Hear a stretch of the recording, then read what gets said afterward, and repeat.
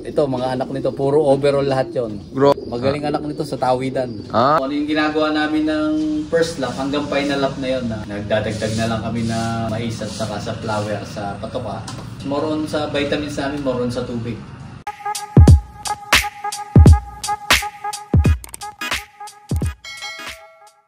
Ito mga kalapatis, may papakita pa sila na matindi nilang ibon dito. Sabi kong kapatid ni Ulaga. Ito. Ito naman yung nanay ng yung solo 2K winner namin. Ganos din to. Huling anak ni producer. Family of winners na sila sir ano? Lalo pag sa south. Pag sa south, subok na subok namin lalo to sa south. Ito naman yung golden pair nung Grabe mga kalapatis, ang dami nilang golden pair. May ilan yung golden pair nyo dito sir? Madami. Mamaya, atin ko pa yung iba. Madami pa. Ito yung golden pair nung Ito yung magulang ng solo 2K. Ito mga kalapatid. So, ano naman bloodline na to sir? Babkini Ganos. Previous na anak nito, bali nag 3rd overall, 4th overall, 5th overall. Tapos yun si solo 2K. Overall yun si solo 2K. Pero yung category ng 2K banded na sinolo niya? Oo. Pag siya yung nag-solo clocking ng solely complete clocking ng 2K na. Oo. Magandang ibon to. Wala pa to. Abangan pa natin to sa mga susunod na karera. Isa pala yan sa mga golden pair nila dito. Ito naman si Puti. Bali to, Pakitongo at saka Renato Chu. Tumukala pa din. So, kulay puti nito. Ano sir, may lipad? Wala, lang to. Binigay lang sa akin ng tropa ko. Ni paring Erwin Arellano, aka paring Botot.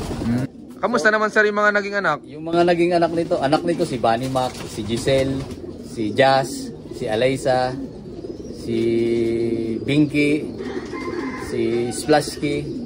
Ito, mga anak nito, puro overall lahat yon. Grabe, tumukala pa din. So, kulay puti Kahit hindi buti sir, ginawa mong breeder kahit hindi mo nasubukan sa karera, Dati pang kasal to, walang itim-itim to. Talagang puting-puti to dati.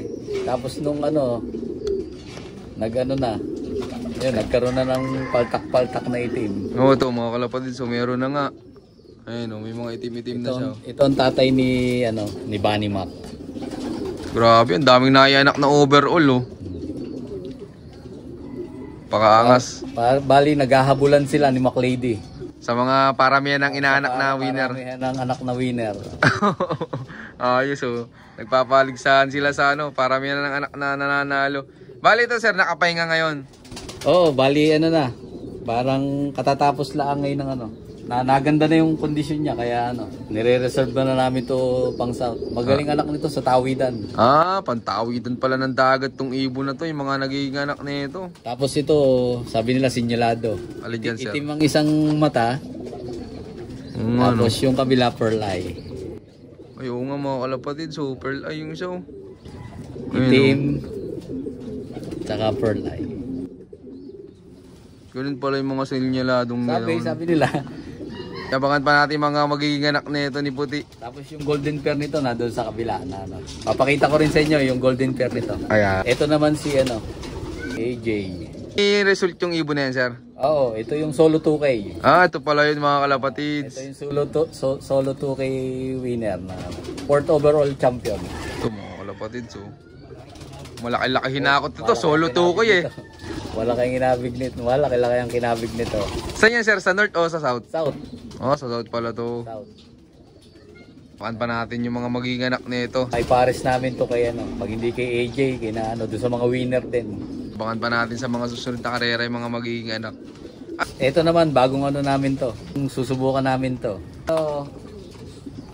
Gift bird sa amin ni Boss Eric Chu. Gift bird pala. Breed Ganos. Yung solid tong dalawang pares inbreed. Magnesmate. Oy, grabe mga kalapatids, inbreed Ibabangga namin dun sa mga Ganos namin na Nesmate to. Naka-personalize na. Naka-personalize ni Boss Eric Chu. Dragon look. Ayun, dragon look. Grabe Siguro pwede na tong i-breed sa south. Ilan gulang pala nung ibon sir bago nyo gawing breeder? Kami laging laging 1 year old. Yan, maraming salamat sir. Ayan, abangan natin tong dalawang to. Gagawin breeder ni sir. Pandagdag dun sa mga winner nila. Dagdag pwersa.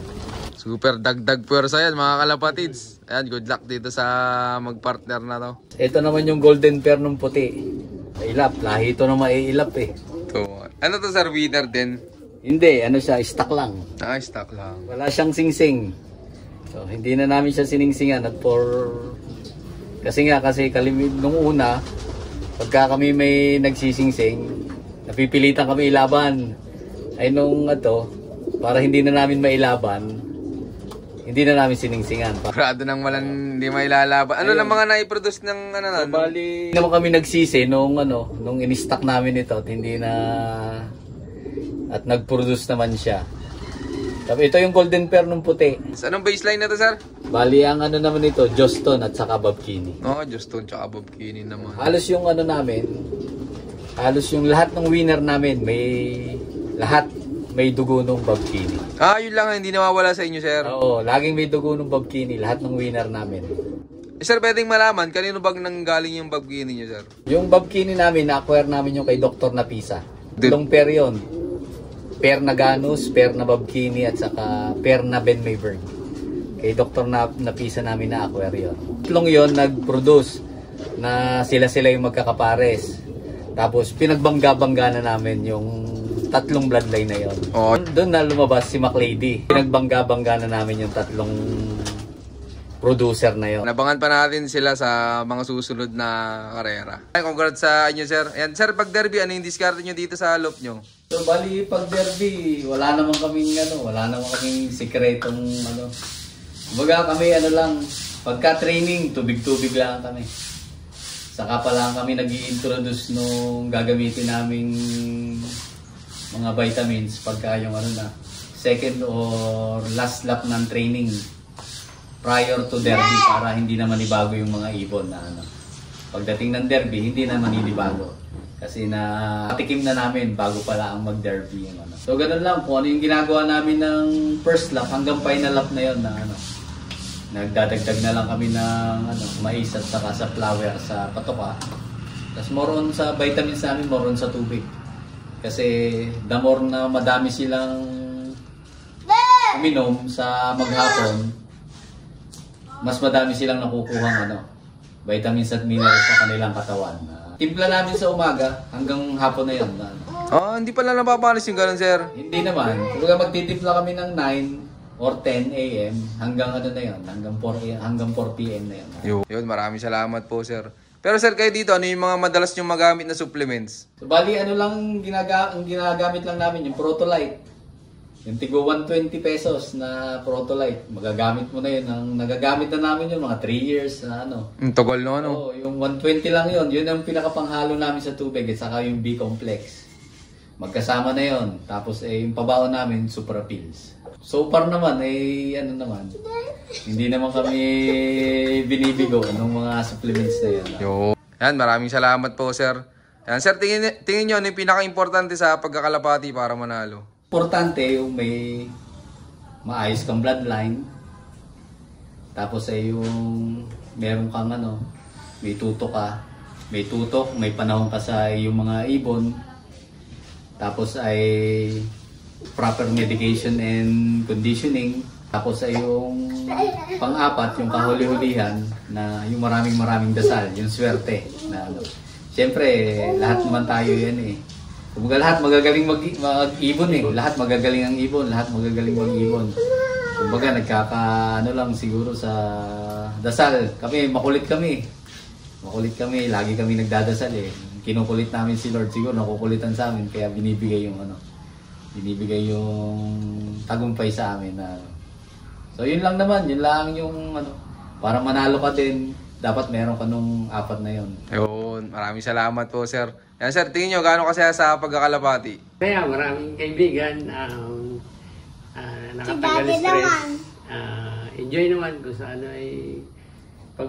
share ko lang, pag minsan yung smash, oras na ng pagkain, wala pa si ibon, hindi pa makakain. Pero pag may isa na dumatay, pwede na makakain na lang ngayon. Masayang mag-ibon na stress reliever na saka marami kang magiging kaibigan sa pagkakalapate. Muli, kami po ang Roward and Hans Makatangay Lop. And we love this game. Yon, maraming salamat sa patuloy yung suporta mga kalapatids. At siyempre, maraming salamat din sa sa dalawang to na nagpaunlak ulit na makapag-loop visit sa kanila. Yan sir, baka pala may mga gusto kayong shoutout dyan. Shoutout sa pamilya ko, sa asawa ko, kay Sol, kay Jerby, kay Haseb, sa aking mga kapatid. Ingat kayo palagi mga pamangkin sa Canada, ingat kayo lagi. Sa kuya, sa Israel, ingat din. Lahat ng mga pamangkin, ingat kayo, God bless. And shout out sa Egrom Boys, kay Lodi, kay Paring Mark, kay Ching, sa lahat ng Egrom, shout out sa inyo. Lagi kayong ingat. Bali, hindi ko na isa-isahin yung mga tropang kalapatids dito sa Quezon. Shout out sa inyong lahat. At saka shoutout nga pala dun sa aking loop management na si AKA Jericho Lobo, si Utoy. Special request niya yun kapag binilag daw ulit kami. Batiin daw siya. Batiin daw siya. Utoy, salamat sa paglilinis mo sa aming loop. Shoutout sa pamilya namin. Yun, shoutout sa inyo lahat. At syempre, shoutout din sa lahat ng mga patuloy yung sumusuporta dyan. At abangan nyo pa yung mga susunod kong follow-up visits. So yun, keep watching and God bless you all. Thank you.